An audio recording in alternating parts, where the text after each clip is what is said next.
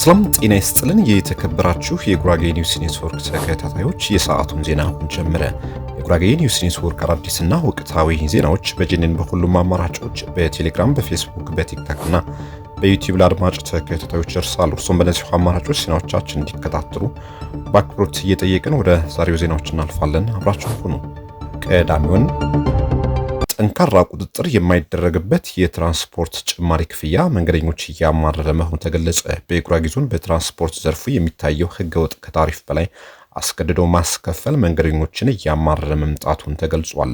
ከመነሻው ተሳፋሪው ትኬት ቆርጦ መሀል መንገድ ላይ ብር ጨምሮ የሚል ትዕዛዝና አሰራር እየተለመደ መጥቷል። አልከፍልም ከታሪፍ በላይ አልጨምርም ማለት ያሰደባል፣ አደጋ ውስጥ ይጥላል ይላሉ ምንጮች። አሽከርካሪዎች፣ ረዳቶች እንዲሁም በሰላም እንግባ እንጂ እንጨምራለን የሚሉ ኃላፊነት የጎደላቸው አንዳንድ ተሳፋሪዎች ለዚህ ምክንያት ናቸው ተብሏል። መናኸሪያ ውስጥ የስምሪት ባለሙያዎችና የኢቲኬት ሰራተኞች ከሹፌሮች ጋር በማበር መኪና የለም እየተባለ ያለ ትኬት በጥፍ እያስከፈሉ እየጫኑ ነው። የቀድሞው ችግር የኢቲኬት ሰራተኞች ወደ መናኸሪያ ከመጡ በኋላ ብሶበታል።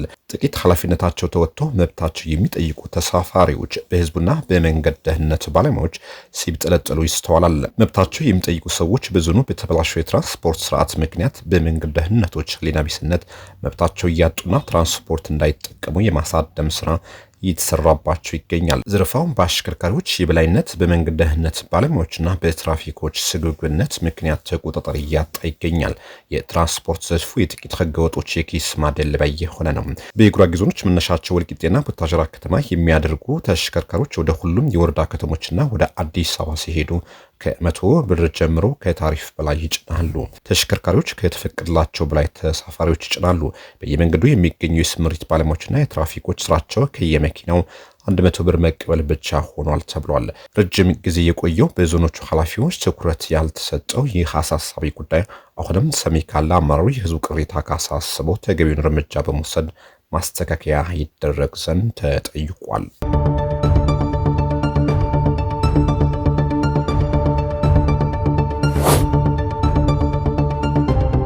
በዞኑ ከ97 ኪሎ ሜትር በላይ አዲስ የጠጠር መንገድ በመገንባት ህብረተሰቡ ተጠቃሚ ማድረግ መቻሉን ተገለጸ። በጉራጌ ዞን ባለፉት 6 ወራት ህብረተሰቡ ተወላጅ ባለሀብቶችና መንግስት በማቀናጀት ከ97 ኪሎ ሜትር በላይ አዲስ የጠጠር መንገድ በመገንባት ህብረተሰቡ ተጠቃሚ ማድረግ መቻሉን ተገልጿል። የጉራጌ ዞን ምክር ቤት 4ኛ ዙር 30ኛ መደበኛ ጉባኤ በወልቂጤ ከተማ ባካሄደበት ወቅት የዞኑ ዋና አስተዳዳሪ አቶ ላጫ ጋሩማ በመንገድ ዘርፍ ንቅናቄ በማካሄድ መንግስት ህብረተሰቡና ተወላጅ ባለሀብቶች በማቀናጀት 219 ሚሊዮን ብር 500 ሺህ ብር ለመሰብሰብ ታቅዶ 201 ሚሊዮን 357 ሺህ ብር ማሰባሰብ ተችሏል ብለዋል። በዚህም የአፈር ስራ ከ128 ሺህ በላይ ማከናወን መቻሉን አንስቶ ከ97 ሺህ በላይ የጠጠር መንገድና ከ48 በላይ የመንገድ ጥገና ማከናወን መቻሉን ተናግሯል። በትራንስፖርት ዘርፉ አዲስ የታክሲ መስመር ለመክፈት ታቅዶ ከወልቂጤ ግቡሬ ክፍለ ከተማና በወልቂጤ ዋና መስመር 35 አነስተኛ ተሽከርካሪዎች ተመድበው የታክሲ አገልግሎት ለህብረተሰቡ እየሰጡ ይገኛሉ ብለዋል። በዞኑ ባለፉት 6 ወራት ከመደበኛና ከማዘጋጃ ቤታዊ አገልግሎት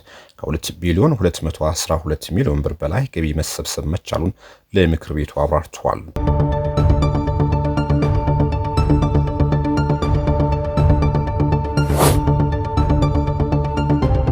በጉራጌ ዞን የወልቂጤ ከተማ አስተዳደር የጸጥታ ዘርፍ አመራሮች የግምገማ መድረክ በወልቂጤ ከተማ ተካሄደ። ሰላምና ጸጥታ በአስተማማኝ ሁኔታ ማስፈን እንዲቻልና የፖሊስ አመራር አባል የሚጠበቅበትን ሙያዊ ኃላፊነት በአሰራርና በፖሊስ ዲሲፕሊን ተመርቶ እንዲወጣ የግምገማ መድረክ እጅግ ጠቃሚ መሆኑ ተገልጿል። የፖሊስ አመራሮችና አባላት ግምገማ በዋናነት ከተግባር አመለካከት፣ ከፖሊስ ዲሲፕሊን ጉድለት፣ ከሙስናና ብልሹ አሰራሮች በሚሉ አንኳር የመገምገሚያ ነጥቦች ላይ ትኩረት ያደረገ እንደሆነም ተጠቁሟል። በከተማ አሁን የሚታየው የልማት እንቅስቃሴ አጠናክሮ ለማስቀጠል አልፎ አልፎ ለልማት ማነቆ የሚሆኑ የሰላም ተግዳሮቶች እንዳይኖሩ ከማህበረሰቡ ጋር አጠናክሮ መስራት ያስፈልጋል ተብሏል። ፖሊስ ነፃና ገለልተኛ ለሙያውና ለገባው ቃል ኪዳን ታማኝ መሆን እንዳለበትም ተገልጿል። ሁሉም የፖሊስ አባላት በዚህ ምዘና አልፎ በቀጣይ የህብረተሰቡ ሰላምና ደህንነት ነፃና ገለልተኛ ሆኖ ከህብረተሰቡ ጋር በመቀናጀት የከተማዋ ሰላም በዘላቂነት ማስጠበቅ ይገባል። በከተማ ዘላቂ ሰላም ለማስፈን አልፎ አልፎ የሚታዩ የጸጥታ ችግሮች ላይ ህብረተሰቡና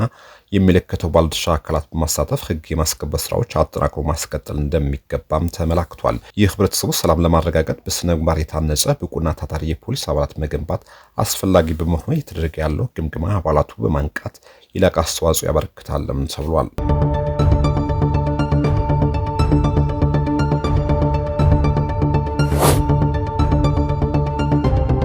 በምስራቅ ጉራጌ ዞን ደቡብ ሶዶ ወረዳ ጎሴ ሳለን ቀበሌ 5.2 ኪሎ ሜትር የመንገድ ክፈታ መደረጉን የደቡብ ሶዶ ወረዳ ትራንስፖርትና መንገድ ልማት ጽሕፈት ቤት አስታወቀ።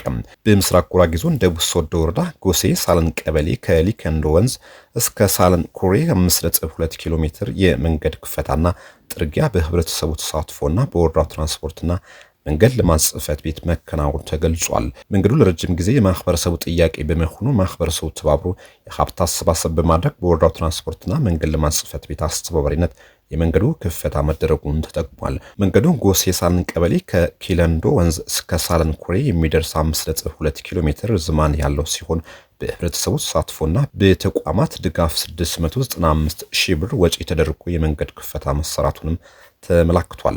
በሌላ ዜና በወረዳው ኬላ ከተማ በወረዳውና በማህበረሰብ ተሳትፎ የተገነባ ሞዴል የማህበረሰብ ፋርማሲ ተጠናቆ ለአገልግሎት ክፍት ሆኗል። ፋርማሲው በህዝቡ ዘንድ የመልካም አሰራር ችግሮች የነበረው የመድኃኒት እጥረት ለመፍታት ትልቅ አቅም እንደሚሆን ተመላክቷል።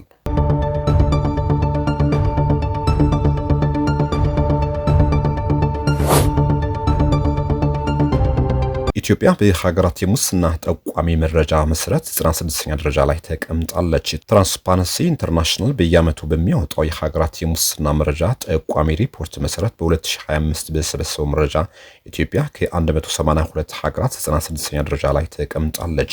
መመዘኛው በአንድ ሀገር ውስጥ ያሉ የመንግስት ተቋማት ውስጥ የሚስተዋሉ የሙስና ተግባራትን በባለሙያዎችና በቢዝነስ ባለቤቶች እይታ የሚለካ ዓለም አቀፍ መመዘኛ ነው።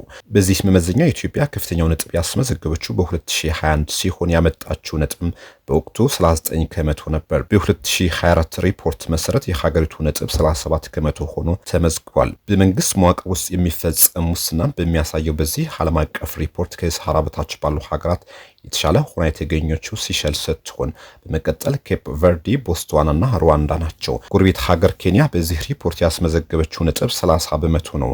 በተጨማሪም ኤርትራ 13 በመቶ፣ ሱዳን 14 በመቶ አስመዝግቧል። የመጨረሻው ረድፍ የያዙት የምስራቅ አፍሪካ ሀገራት ሲሆኑ ሶማሊያና ደቡብ ሱዳን 9 በመቶ በማስመዝገብ ማለትም ከ182 ሀገራት የመጨረሻዎቹ ሁለቱ ሆነዋል።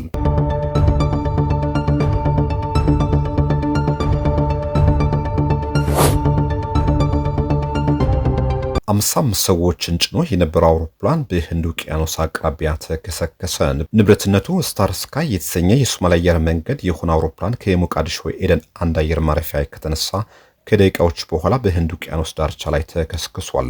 አውሮፕላኑ ከተነሳ በኋላ ከፍታ ለመጨመር ሲሞክር የቴክኒክ ችግር እንደገጠመው ሲነገር ወደ ሞቃዲሾ አየር ማረፊያ ተመልሶ ለማረፍ ሲሞክር አቅጣጫ ስቶ ወደ ውሃ አካሉ መግባቱ ተገልጿል። በአውሮፕላኑ ውስጥ የነበሩ ሰዎች አደጋ ሳያጋጥማቸው ሁሉም በህይወት መውጣታቸው የተነገረ ሲሆን ዘሚረር እንደዘገበው የሶማሊያ ሲቪል አቪዬሽን ምርመራ መጀመሩንም አስታውቋል።